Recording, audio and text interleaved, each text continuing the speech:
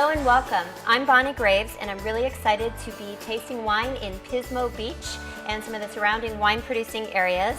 And I'm here today with Mr. Claiborne Thompson. Correct. Of Claiborne and Churchill. And I've just gotten the story straight that his wife and longtime business partner Frederica is the Churchill portion. Am I getting this right? Absolutely correct. So we've got a husband and wife duo making some amazing wines, and one of the reasons why I was excited to stop here is that I think, Clay, you're really one of the pioneers in this area. I believe you said your first vintage, your first crush was in '83? It was 1983, 29 years ago. Really? Correct, yeah. So I think one of the things that's interesting about your story, like a lot of people, you came to wine after a very successful career in another field.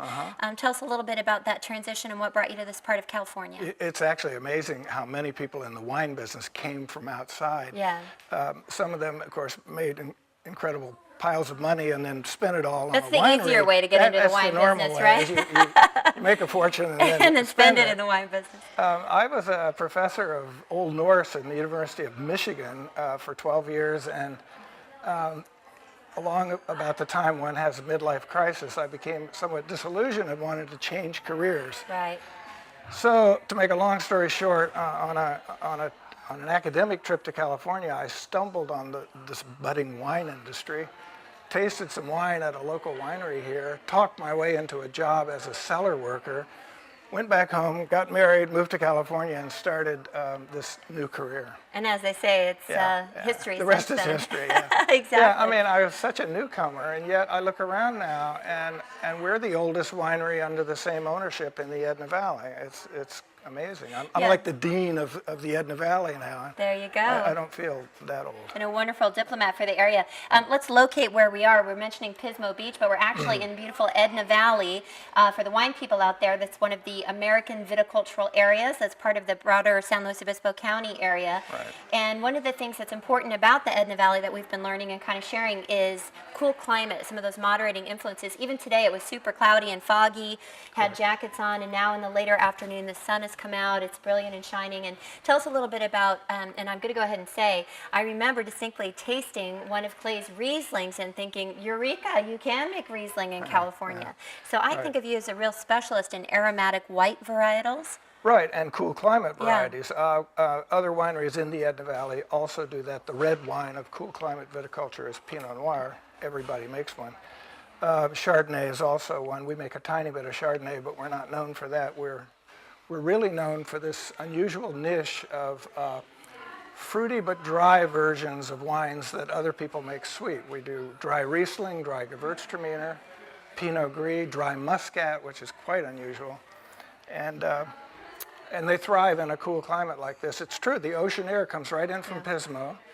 The fog comes in and just sweeps down the Edna Valley and makes it, superb grape growing area. Well, and for the wine drinkers out there, and in my career as a sommelier, it's really important. If there's ever a word that's more abused or misunderstood in the wine business, it's dry. So we want to clear it, unless it's oaky or buttery. Those should be banned as well, I have to say. But when you're talking about a dry wine, what you're really talking about is all of the sugar present in the grape juice being fully converted into, that's what a winemaker's definition of a dry wine is. All of that sugar present in the grape juice through the miracle of fermentation is fermented into alcohol. We know a little CO2, the angels share, and some heat as part of the process. But it's important that people understand, particularly with some of these grape varietals like Riesling that I mentioned, where people have this assumption, wow, if it's Riesling, it must have a whole lot of sugar behind in the glass. It must be sticky, sweet dessert wine, which of course none of your whites are. They're all dry. Correct, yeah.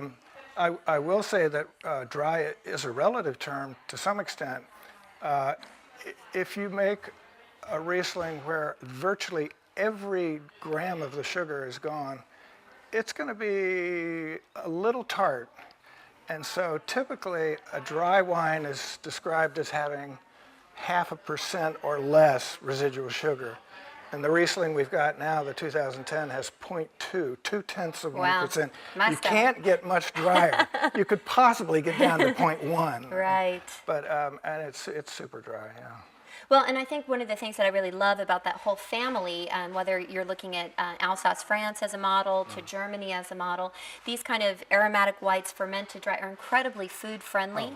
my gosh, yeah. So yeah, for sure. I mean, I'm all for those, big butter bomb Chardonnays if that's what floats your boat, but they don't always complement food as well as a dry Riesling or a dry Pinot Gris, another great choice. Can you give us any ideas of what kind of food complements your style of white wines before we talk about Well, your you, Pinot? you named the most versatile white wine there is, and that's Riesling. Yeah. I mean, it goes with everything.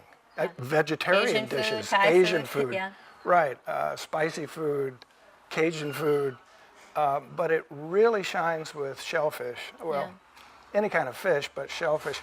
Dungeness crab and Riesling, heaven. It is one of the classics, yeah. I mean, you can't get any better than that.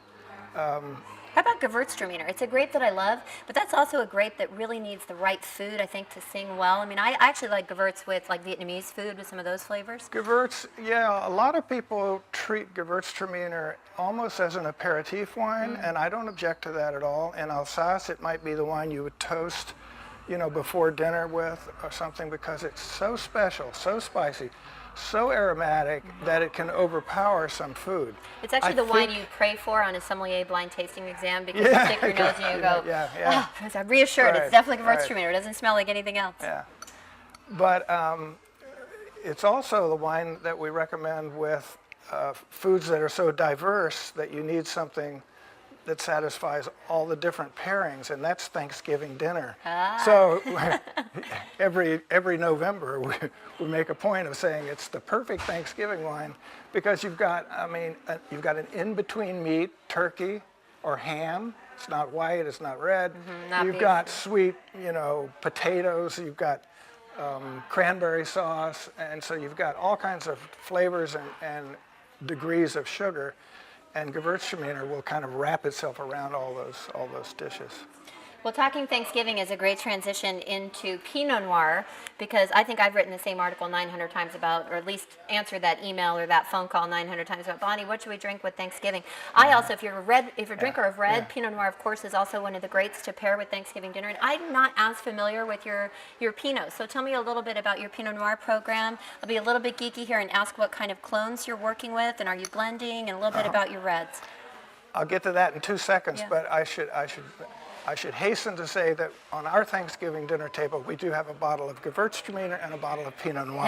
There you go. That sounds perfect you to me. have to have You gotta both. have Pinot. We started our Pinot program some years ago, but there was very little planted here in the Edna Valley, and we are kind of at the mercy of the market because we buy most of our grapes. We have only 6 acres ourselves. In the 90s, people started planting more Pinot Noir, and then and so we would make a couple of hundred cases. We would sell it only in the tasting room.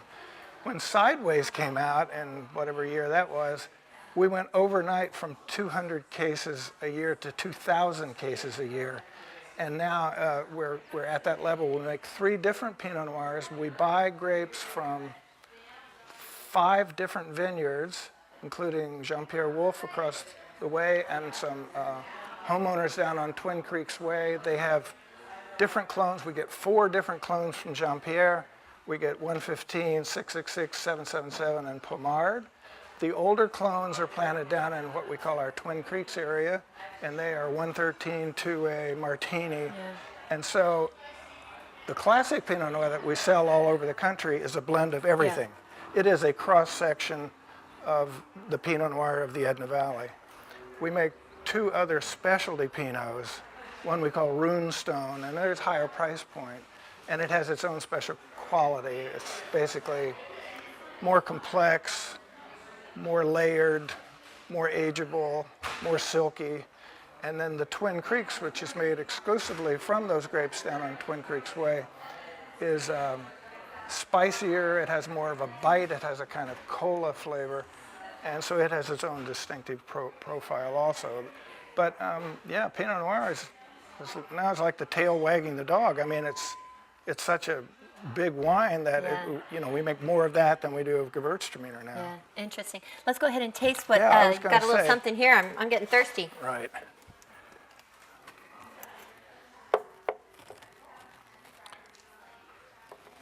So this would be a barrel that's going to go into our Runestone Pinot Noir. Okay. It's, as Pinot is, not a deep, dark Syrah-like wine. It's a translucent, should I say feminine?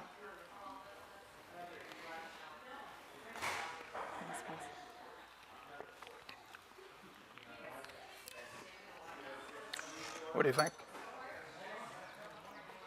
I think your experience with white winemaking is reflected. This is fast in your Pinot, where there's a delicacy there, and as you say, that you're not trying to make. I mean, nowadays we won't name names, and there's a wine out there for everyone. But certain Pinot Noirs, when you're pushing the alcohol and the extraction up to over 14.5, up to 15%, to me they become indistinguishable from a Zinfandel, where it loses that delicacy. And to use your word, and again, this is a dangerous word to use, folks, is Pinot a feminine grape? But when we're talking about that delicacy and that finesse style, that's a word that makes sense. Let's call it elegant. I mean, elegant, maybe that's a better word.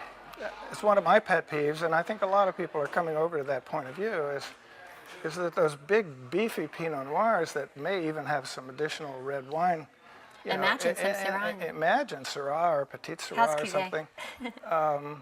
They are impressive when you stick your nose in it, and they knock your socks off when you take a sip, but you don't want to pitch face forward into your soup halfway through the dinner, from 16% alcohol or something like that. Exactly. That's my feeling. So my quick reaction to this is, and you said this is going to go into the Runestone blend, definitely has a very kind of soft but pretty kind of florality and a kind of, a spice component to it as well, like a little hint of cardamom, but really, really pretty wine, a pretty kind of finesse style. Appreciate it. And how much of the Runestone do you make? Is it a small production for you? Right, we do 200 cases of that. 200 cases. It's sold only in the tasting room and to the wine club. In fact, we rarely pour it because the wine club alone takes 100 cases, and that leaves 100 left. And well, let's go back to folks who might be coming over from Pismo. And the thing that's great, again, and we've mentioned this a few times, and even I have some family members who live in the San Luis Obispo area, and I think even a lot of locals don't realize just how great the wine is that's right in their backyard, let alone people from other parts of California who are like, oh, well, if it's from Napa, it's from Sonoma, and now, of course, with Sideways, Santa Barbara's made its mark. But still, this area, Edna Valley, and some of the amazing wines that are coming from this area still kind of are a little bit of a hidden treasure, at least I think so. So if people really want to come and find your wines, we're about halfway, I would say about halfway between San Francisco and Los Angeles. You could kind of set up shop maybe in Pismo Beach. There's a whole, lovely number of places. But how many wineries are we talking about? You're one of the originals here. Well, in the Edna Valley, I don't have a count. I'd say 8 or 10. There are a lot more brands because there are places that make more than one brand of wine under the same roof. But I mean, there's more than you can do in one day, and it's a 5-minute drive from Pismo Beach. I mean, there's a straight shot on Price Canyon Road from downtown Pismo Beach to the heart of the Edna Valley, and there's this wonderful, I guess I'd say, symbiosis between the beach town and the wine country. I mean, it's for a vacation, it doesn't get any better than that. Yeah, and I think that's what a lot of people want to have as a takeaway. I mean, you can go to wine country, and if wine is your only thing, that's great. You can go to a beach vacation and play with your kids in the sand, but this is really one of the rare areas in California where you can actually do both and do it in the same day, which I think is quite unique about the area. So it's a little bit of something for everyone. Beach for the kids if you're a surfer, great restaurants, there's kind of family hotels and B&Bs up to, more glamorous resorts, but there's also fantastic wine, which is really part of what we're hoping folks understand about this area. Yeah. There are some world-class Pinot Noirs in this area. For sure. Yeah. On that note, I want to thank you for your time, and folks, I want to find out if I can get on the Claiborne and Churchill mailing list so that I can get this delicious Runestone Pinot, really beautiful finesse style, gorgeous wine. We'll work on that. We'll work on that. Cheers. Thanks Cheers. for sharing.